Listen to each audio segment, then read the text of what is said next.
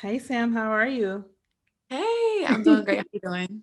I'm doing pretty well. Once again, thank you for even hitting me up and agreeing to come on. We're going to be talking about one of my favorite topics, which is entrepreneurism. Um, so in the Black community, well, first before I sometimes I do that where I'll just jump right in. So how about you just introduce yourself to the listeners right now? Yes. So my name is Samantha Caballero. Everyone calls me Sam. Mhm. I am an entrepreneur in the United States. I have two businesses. I run a swim lesson company in South Florida, where we teach people to swim of all ages, from babies as young as 6 months old to seniors 99 who just want to finally use their backyard pool. And I also provide business consulting to aspiring and new entrepreneurs. Actually started with just doing like how to launch your business and get started and cultivate your brand, and Mm, really found my niche of storytelling, that I love to teach people how to be better speakers, how mm, to use their story of their business, because as a small business owner, that's what we have. Our products are not unique. It's mm. our story that makes us unique. And if we don't know how to leverage our story, we're not going to be able to grow our brand as much as we want to. Wow. Okay. So many different things there. So I want before we start talking about your consulting and all that, I want to talk about your swimming business because that was very interesting to me, especially as a Black woman. Um, they think we can't swim. I've even heard like from people I know like our bones are denser or something like that. And then I even found out that we like our ancestors, Black African slaves or just like Black people are the ones who taught white people how to swim. So I just thought it was just interesting that we have this whole stereotype put on us, and I love that you're doing this. So like, what was the impetus of you teaching swimming to people of all ages? Um, it really, I didn't plan to start a swimming business. Mm, Sometimes entrepreneurship just happens. I feel like that's a story that's very common of this kind of just jumped into it. I've always been swimming since I was 6 years old. I actually as a baby, I used to have a tremendous phobia of the water, like mm, screaming just hearing a faucet turn on. And so when I learned to swim, all of that disappeared in a matter of a few years. And swimming became so natural to me. I don't even remember a time when I couldn't swim. mm, I was actually working a nonprofit a few years ago and thinking that that was the start to my career, because that's what I wanted to do for many, many years. mm. And after a year and a half, I was fired. Yes, girl, I'm so tragic. sorry. Out of the, Okay. and I was like, what am I going to do now? Like, this is what I thought that I wanted to do my entire life. And I had to make a choice of, do I just try again and hope that somebody will want me? Or Yeah. do I just go with what I know I can do really well? I mean, I had a skill set. I know how to swim. I've been doing this for years. I've taught many people how to swim, passively, just, offering a service like, hey, I'll do it for free. It really didn't mean anything to me. It was so natural. And I recognize as I started to meditate more on what the swim lesson business was going to be, because again, it just happened. I remembered a really important moment in my life when I was 10 years old. That's when I taught my first swim lesson, actually. Wow. Um, I taught a 6-year old how to swim. Mm, I saw her like in the shallow end. I was doing swim team practice, and mhm, she's over there like the 3 feet area holding onto the wall. Obviously, can't let go or mm, swim. And I just swam over to her and just offered my service. Like, her mom was there. I said, would you mind if I teach your daughter how to swim? She said, yes. And so every day after swim team practice, I would stay an extra hour at the pool and teach her how to swim. In about 2 months, she was good enough to actually join swim team with me, which is Oh super wow. exciting. Girl, you're And I good. didn't know, I didn't really understand the importance of that moment Mhm. until probably like 10 years later, when I realized that there was a Black girl who didn't know how to swim, whose parents were allowing her in the water and didn't put any effort to put her into swim lessons, right? Oh, yeah. So here's an at-risk child alone, no life vest, no support, no parent there with her, Mhm. and she's at risk, and she'll probably grow up her entire life like that, because obviously her parent didn't know how to swim either.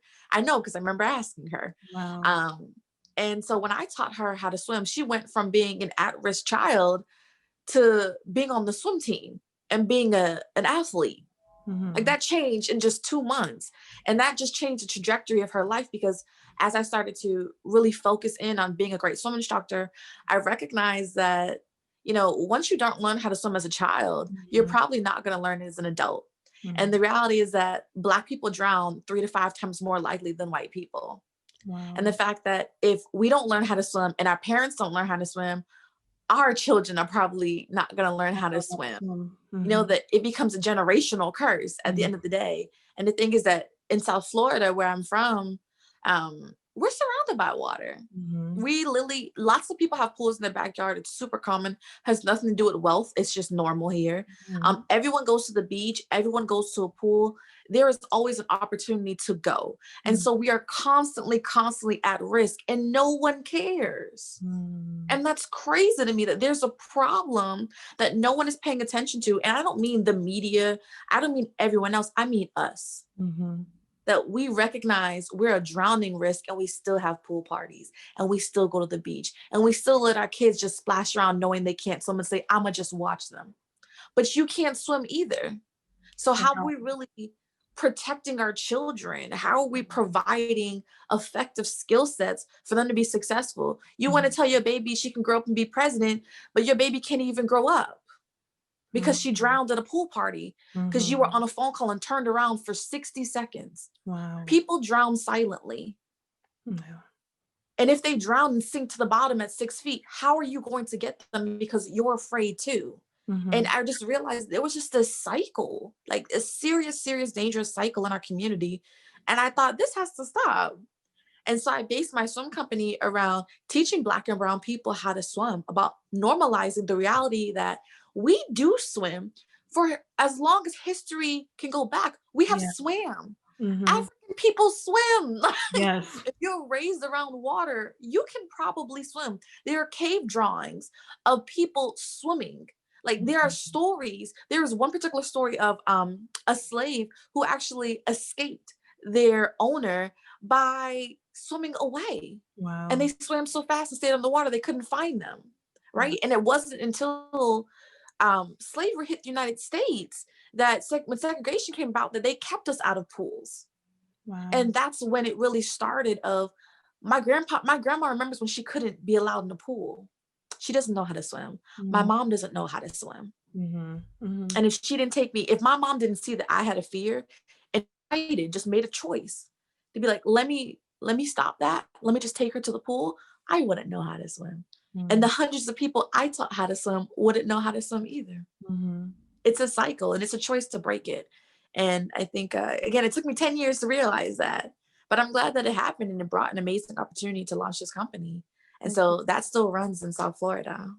So have you taught like a parent child combo or even like a family before, or is it usually just either an adult or a child? So we do combos, but not in the Mhm. sense of you're thinking like at the same time.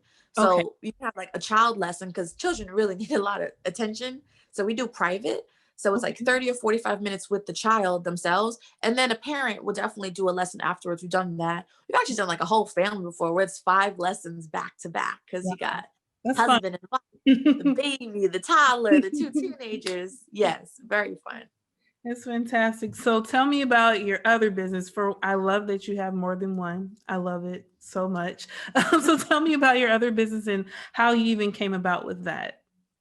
So the consulting actually Mhm. started because of the swimming business. Really? I didn't have a background in business. I never had a Okay. desire. I don't have any family that owns a business. Mhm. But I really just learned from scratch. And I knew that because, this is not my expertise, I really sought help. And I think that's Mhm. something that a lot of new business owners don't do. They just want to like build from the ground up and be self-made. That's cute. But the reality is, why work hard and not smart? Yeah. So when I started the swimming, I didn't really focus on being the best swim instructor, the number one swim. It's not really what I want to do. I'm not saying swimming isn't important, but swimming isn't my life goal, Mhm. right? I wanted to learn how to be a great business owner. I wanted to learn how to be a CEO. I wanted to learn how to be not to say just a boss, but like an employer. I need Yes. to know the ins and outs because this is an industry and a lifestyle I Mhm. have no concept of. So I want to be fully ingrained. And because I focus on being refined as a business owner, to look more experienced, to make sure that I'm across multiple platforms to diversify my business. people asked me a lot of questions. I had a lot of friends who wanted to start a business or wanted to take, their hobby or their side hustle and legalize it, and legitimize it. They would ask me all the time for help. So I used to tell them, let's go to Starbucks. And, we talked for Talk like two about it. hours. Mm-hmm. Yeah. And Yeah. I was doing that for a while. I'm like, you know what?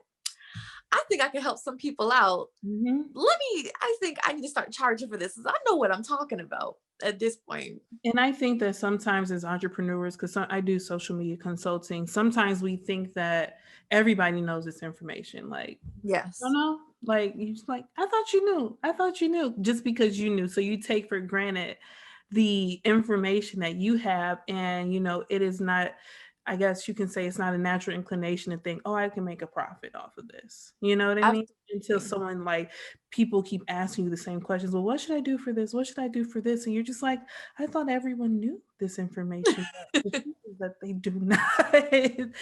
So, Yes. yeah, I Yeah. think that's amazing that you did that. So when you started this, like what were some of the hurdles that you faced? Just like after you realized, okay, I can make a business out of this. What were some of the hurdles that you encountered? Um, Imposter syndrome was probably number one, Mhm, mhm, of thinking, "Oh, who am I to tell people how to start a business if I just started a business 2 years ago?" But the mhm, reality is, I'm thinking of like how to get them. I'm thinking of business consultants or coaches who say, "I'm gonna make you six figures and I'm gonna teach you how to scale your business."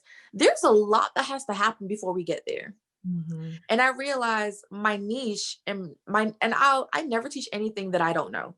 Like, mhm, I only teach based off of experience, which is wisdom. I don't like just giving information because I can't vouch for that.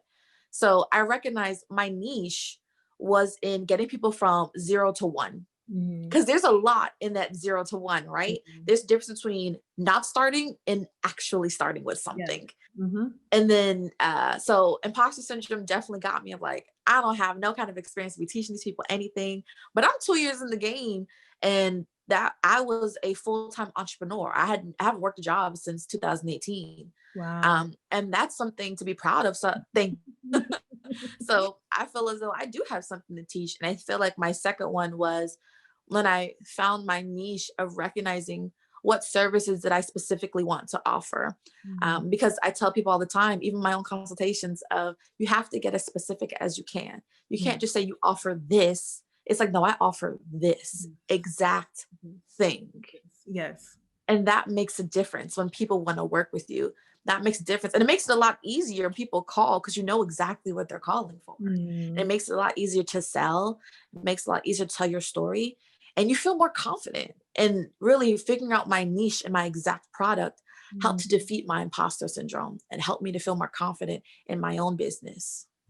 So when you encountered those hurdles and the imposter syndrome, I know I've experienced that before because I've been podcasting for 4 years. So I told myself, I kind of know what I'm talking about. I've actually helped people. And I decided to write a book this year. Blame it on Tony. Woo! I wrote a book this year about it, but I know that for me, it was a matter of, owning my expertise. So like, how did you pass that hurdle of, okay, I'm not an imposter? Like, what is the exact thing that you did that, got you over that minor hump? Does that make sense? It does. Mm-hmm. I have a tribe. So when I started my entrepreneurial journey, my tribe actually isn't my friends. They're not the friends that I've had for years. They're Yeah. purposely positioned in my life to help me excel. They are experts. Mhm. They are just amazing people who not only have skill sets, and the way I acquire them, I actually paid for their services and then built relationships we had for, and it's like, boom, we're found. That's okay. Um, and that's really what it took. Mm-hmm. And now they're in a place where not only have they been in my position 10, 15 years ago, but they have the resources to help me and they know the right thing to say. And Mm-hmm. sometimes you just need to hear the right thing, because imposter syndrome to me feels like someone else is talking to me and telling me about myself Mm-hmm. and telling me what I'm not, when you need the right people in your tribe to tell you who you are Mm-hmm. and remind you who you are. And one person in particular reminded me that, there's a mission and an assignment that was placed on me. And Mm-hmm. it's not about me feeling as though I'm good enough. It's about me falling back on my assignment that was given, because I'm somebody's boss. So and I think about like how the Lord places assignments on people and positions you with a gift to Mhm. complete your assignment. And I know I have a gift. And Yes. it's like, use your gift. It's not about you, it's about who you're helping. And when I think about the people who need to hear things sometimes, I Mhm. try to get as small as I can. Like when you have something on your face or you have something in your hair and no one Mhm. tells you. And Do then it. there's that one person. And then there's that one person who's like, hey, you got a little something. I'm like, thank you. Because no one has said anything all. If you could just be that one person that Mhm. makes a difference, you can literally change someone's outlook on life and Mhm. their position, in their finances, in their happiness, their mental health, in their generational wealth. And Yeah. that's all I want to do. And one thing I've noticed about like the relationships that you have, how you've built a tribe is that I like that you said it's not always, your closest friends. It's probably like for me, it's people I've met in the past 2 years who have Yeah. been, my greatest, champions. And then some of course, who've been there for me my entire life. But I think it's important to be in contact with those who are about their business and they keep Yeah. you about their business. I have a friend, we talk maybe once, twice a month and she goes, "Oh, how's the business going?" And that's what we talk about almost the Yes. whole time. And sometimes, as entrepreneurs, we need that, especially as Black women. So, speaking of Black women, speaking of Black women, you know that we're like the largest growing group of entrepreneurs in America, which I Yeah. I think is fantastic, and I love that about us. We're like, we're pretty awesome. So, do you how do I say this? Do you think that there are specific challenges that we face as black women being entrepreneurs that are unique to us, and how would someone get over that? I think definitely Mhm. our unique issue, part of it stems from the fact how society sees us. Mhm. So my mom always told me that people will always act like they don't see you, Mhm. right? So she said, Sam, you're a Black woman. She said, you're Black, you're female, and you're small. She's Yeah. like, people are always going to try to walk on top of you. They're always going to try to stand in front of you. They're always going to do something to you, right? And so there's like a constant attack on us in every kind of macro and micro way. As insignificant as you feel, it's still an attack, right? The Mhm. reality is that for me, our problem that I've realized in myself is that we have a voice. Like Mhm. they always, the stigma that Black women are loud or boisterous, but our voice positions us to Mhm. be in the right place. Our voice positions us as authority figures Mhm. and as ways to really fight against the attack. So I feel as though whether we're attacked by fellow Black women, whether we're attacked by Black men or Mhm. non-Black people, the reality is that the camaraderie in the Black community, in the camaraderie in the Black female space, means that Black women have to always use their voice. You Mhm. have to be not only just well spoken, and I'm not talking about grammar, but being Mhm. able to express yourself. Yeah. Because when you hold back, we have too much Black girl magic them back. Like if you're not speaking about your gift, if you're not defending someone, if you're not saying what's on your mind, you really are doing an injustice to us. Because all we need is one Black woman to say something, Mhm. one Black woman to vouch for us, and it changes everything. So I feel as though, honestly, are we our biggest problem? Not our biggest problem, but do we have our own solution that we're just not using? Are we not teaching other Black women to speak up? Are we not positioning other Black women to feel confident and to feel like they have a support system where they can use their voice? Are we not giving them opportunities to practice Mhm. speaking? Like I'm a big speaker. I've always spoke, but I recognize that when I use my voice, opportunity came to me. And when I use my voice, like people don't shut me down. The louder that I talk, the Mhm. more that I shut them up. Like when Kamala said, I'm speaking, I felt that. I Mhm. felt that. And Yeah. that was her power. Mhm. That people are always going to shut us down. But you can do one thing. The one thing that we were naturally given, right? Is to just open our mouth. Yep. But they teach us to shut it. But you have to open it back up and do it regularly every day to everyone. Because when they see you as a powerful, well-spoken Black woman, that's dangerous. Yeah, it carries weight. Yes. I I think heard a that's quote one important. time. Mhm.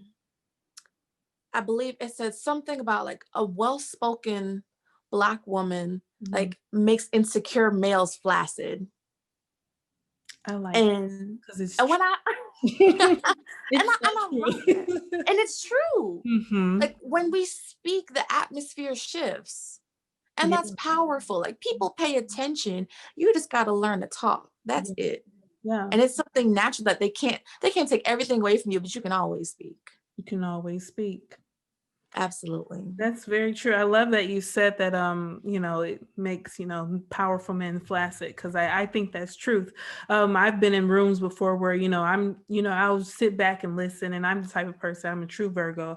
I'll sit back and I'll listen, I'll observe, and then out of nowhere, I'll be like, excuse me, and then I'll just say There you something go. and it will just put Yes. everything, put all Yeah. the nonsense to rest. And that Yeah. is it.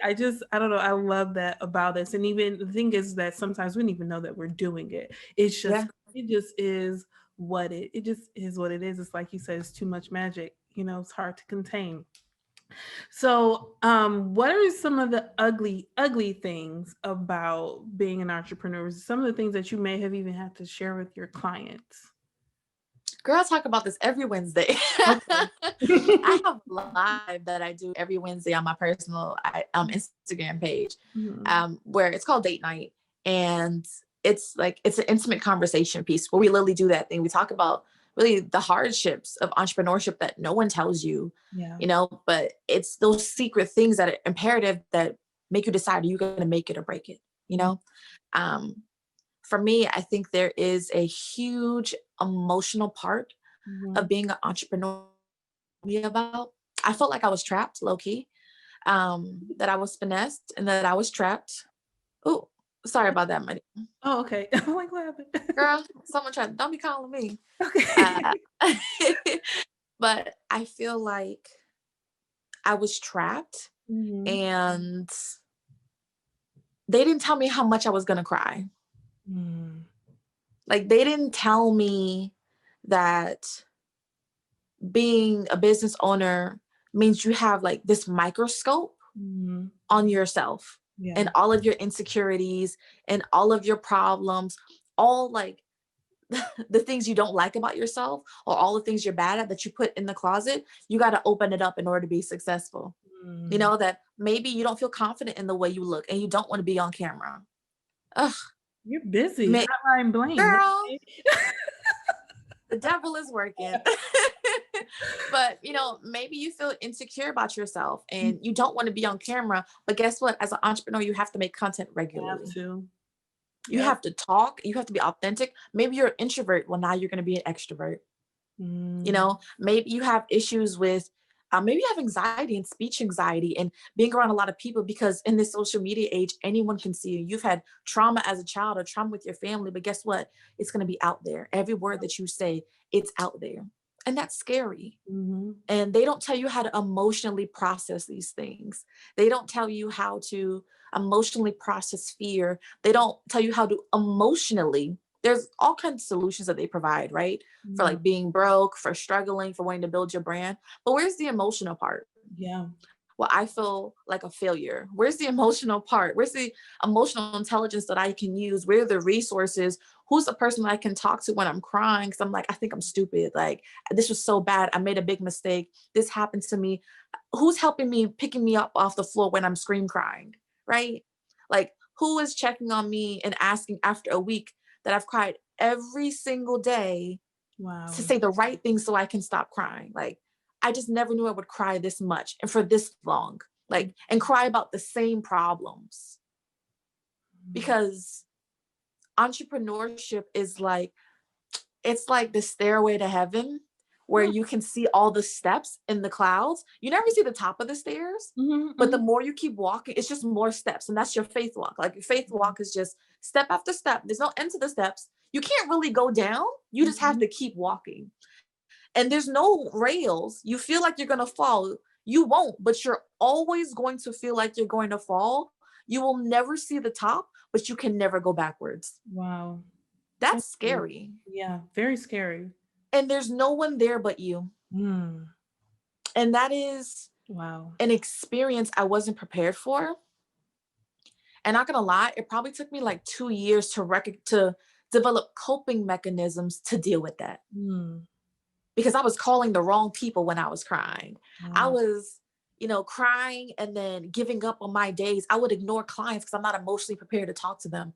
I can't hear a problem. I would not answer like correspondence from my employees because I am just so emotionally overwhelmed. Mm. I Mm. can't be a boss right now. I can't be a business owner right now. I can't post content. And they didn't tell me how to deal emotionally with my problems so that my business wouldn't be hurt. Mm. They just tell you just keep working, just keep working. What? Sounds like slavery. And it Mm. feels like slavery. Like you are your own employee. You are Wow. like a slave to yourself. And you feel, and even though there's no one there to hold you accountable, you always know that you're messing up. You always know you're not working hard enough. Mhm. That is a feeling that doesn't go away. Yeah. Yeah. And they don't tell you how to deal with that. Yeah. And you have to find your own way, which is It's also hard. mhm. You have to find a Yeah. way to balance. I know for me, sometimes I have in the back of my head, oh, this guilt that sets in, you're not doing enough. You're not doing enough. Okay, you slept a full 8 hours. Why did you sleep 8 hours? You should have just slept six and got up the extra 2 hours so that you could get this done. Make sure you email this person. This email was late. What were you doing? Your assistant, you got to talk to your assistant. It's just all of it. And it's just like I have to like constantly, I'm not sure if you've seen on the show, the guided meditations are for myself and for the Mhm. listeners. I do guided Yes. meditations and I have to like pray and make sure that I'm like centered, because if I don't, like I'm going to hit a wall of either keep going or come, or fall, like you Yeah. said, fall down the stairs. You know Yeah. what I mean? Or just sit on the And stairs.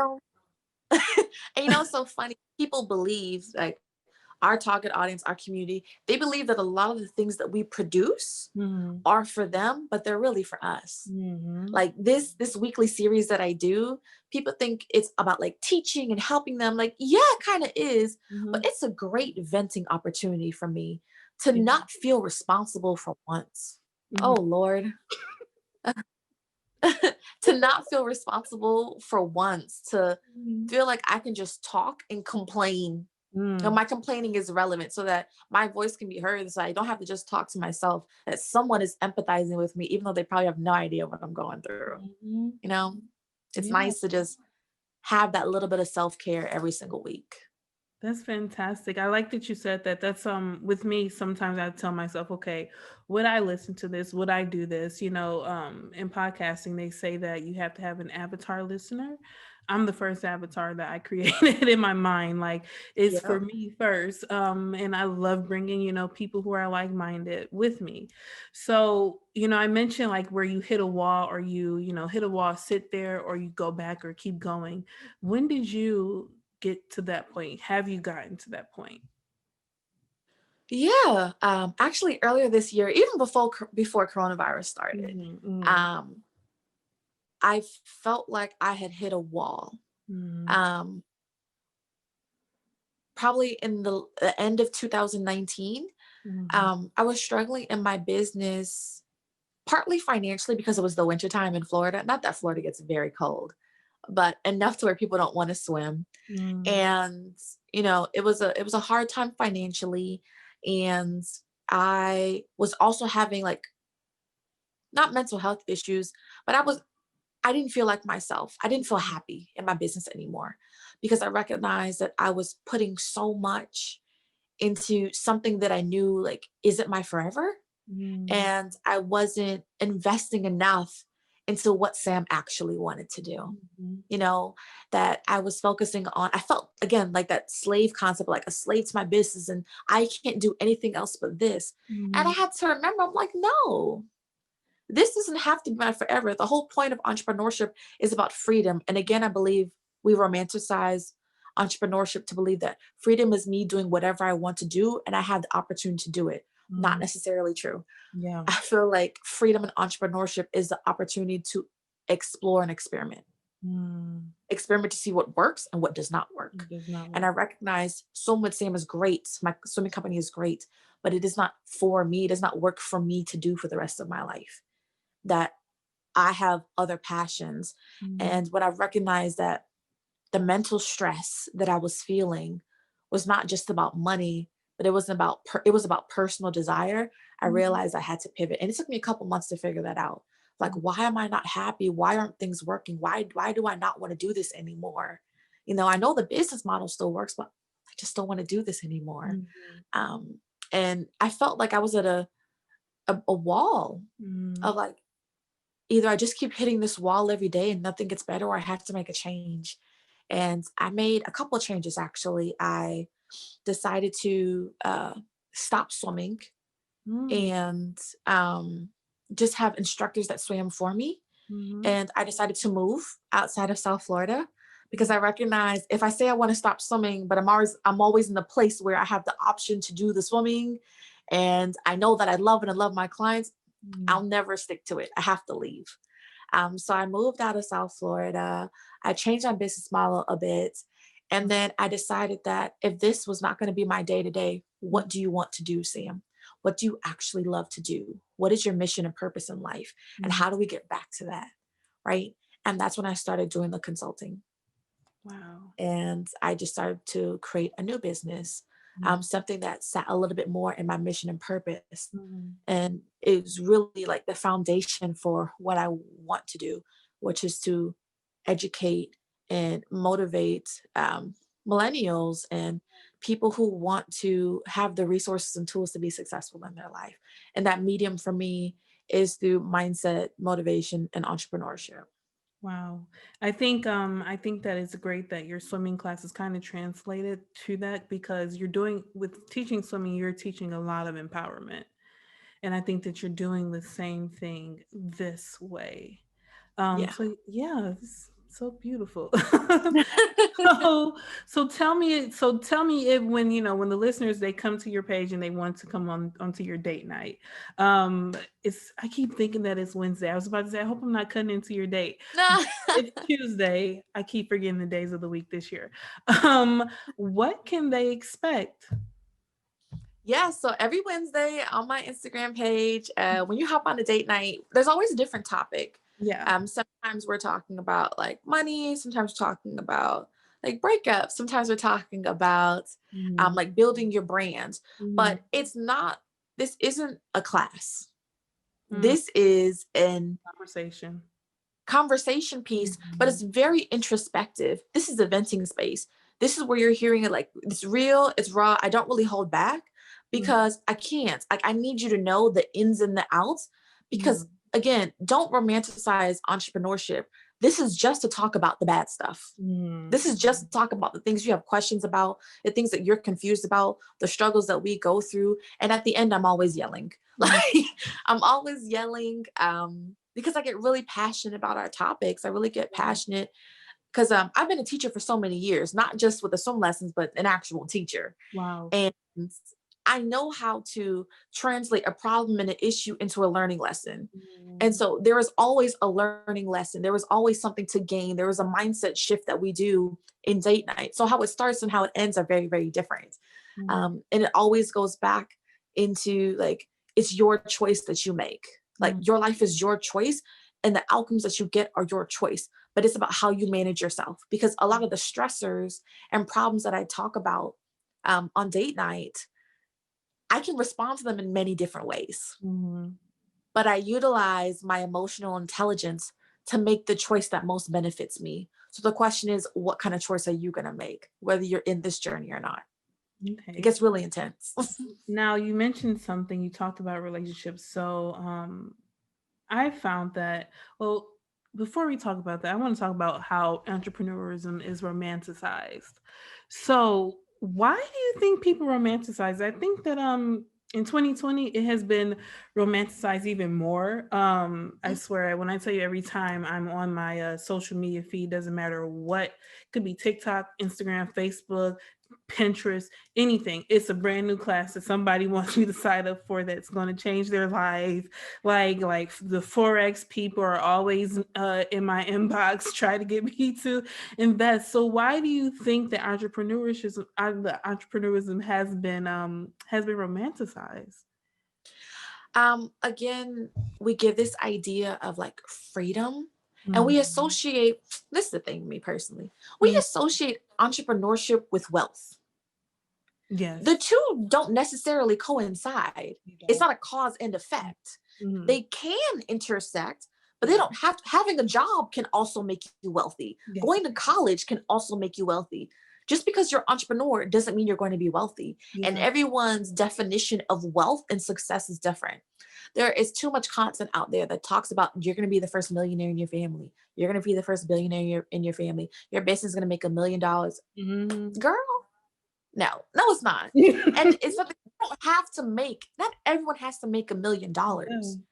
And it's the thing, because Black people have such a history of not making money, Mm-hmm. that we associate wealth with millions, that Yes. we don't know how much money actually keeps us comfortable. And Mm-hmm. that's all that we need. There was a whole documentary, I believe it's either called Happy or Happiness, that discusses the relationship between happiness and money. And that when you reach a certain amount of money, and this is not $1 million, your happiness scale does not increase because everything is taken care of in your life. You Mm-hmm. are content, your bills are paid, you can vacation and take care of your family. That's all that we need. I'm gonna tell you right now, if I made $250,000 after taxes, straight, I don't make $1 million because I Yeah. know that my happiness scale doesn't increase. My problems will. And so I believe that we make people think that being an entrepreneur will make them a millionaire. When the reality is, being an entrepreneur just gives you an alternative. It Mm-hmm. is still a matter of how are you curating more skill sets? How are you networking and really building and working twice as long, twice as hard for less money, for a very long time, making less money than you can be making doing something else. Yeah. And they don't tell you that as well. Mm-hmm. you know, we see it as a way out. We see it as freedom, but freedom does not equate to wealth all the time. Freedom can just be your mindset. It can just be the stress of other people. But Mm-hmm. the reality is, it is a field that we love to talk about, but we don't know much about.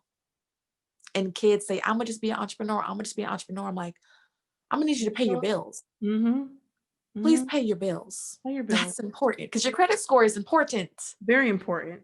One Come thing I on. always bring up to people is one company that I think about a lot when it comes to like wealth and like, a lot of money is Uber. Uber has never made a profit, an annual profit in No. its entire existence.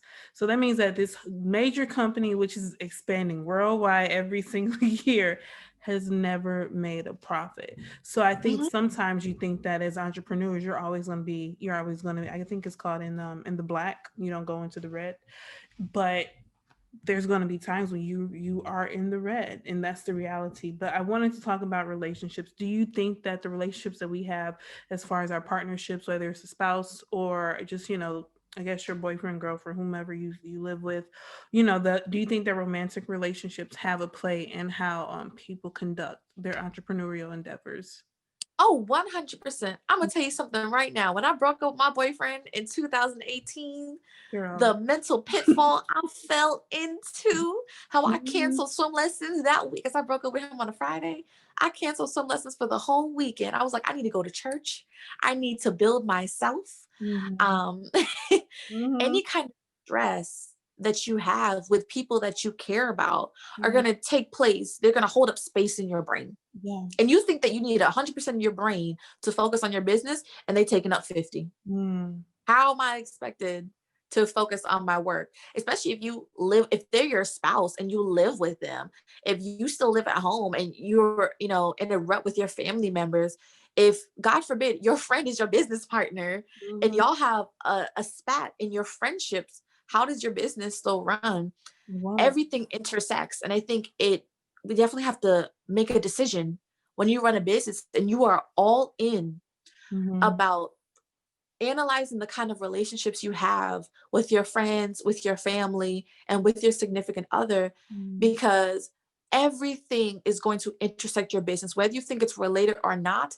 mm, It is. So if that relationship is not 100% steady, you should probably let that person go. If that friend is not truly building you and you don't see them like as a support system when you're sad, you should probably let that friend go.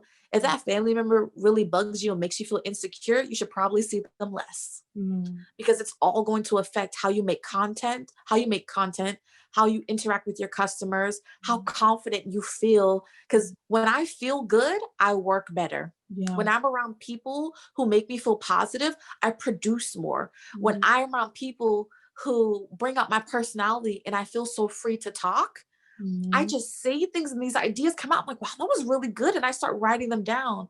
But if I don't have people fostering those reactions from me, and mm, again, you have to have the enough self-awareness to identify mm. how these people are causing you to react. If they're not giving you the reactions that foster growth in your business, you got to cut them loose, or at least spend less time with them, because you're taking away from your business. Because Yeah. then you have to work twice as hard Mm, by yourself to come up with ideas and make up for the time that you wasted, when you really should be growing a lot easier with people around you. That's mm. what a team is for. That's what support is for. Yeah. Support should equate to growth. If it doesn't, they got to go. I love that. You pretty cutthroat with it. I love you like they gotta Yes, go, period. it's That's it. no point. It's no point. I can't waste no time. Mhm. I I can't love be broke. That's what no. mom told me a long time ago. Can't be broke. I love that too. I think that's very true. I've had to deal with that. Like, okay, this relationship is like it's because it was so there was so much turmoil. They wanted literally 68.92% of my time. I only had 30% for my business and to take care of myself. Okay. Something just has to pull here because it's just not making sense. Mm-mm. So I agree with you. Call it cutthroat. It is what it is. But I feel that someone if someone understands and they really care about you, it's not going to be an issue. You know what I mean? Um, Exactly. If it is an issue, you should let it go. let it go. Let it go. But Sam, that's actually all the questions I have for you. Is there anything that you want the listeners to know, how they can get in touch with you? I know you have your date night. Let us know what time that is. I know it's tomorrow, Wednesday. Yes. So you guys can always get in contact with me on Instagram. My personal Instagram is push_Sammy, SAMMY. Mhm. And then my business Instagram is Startup with Sam.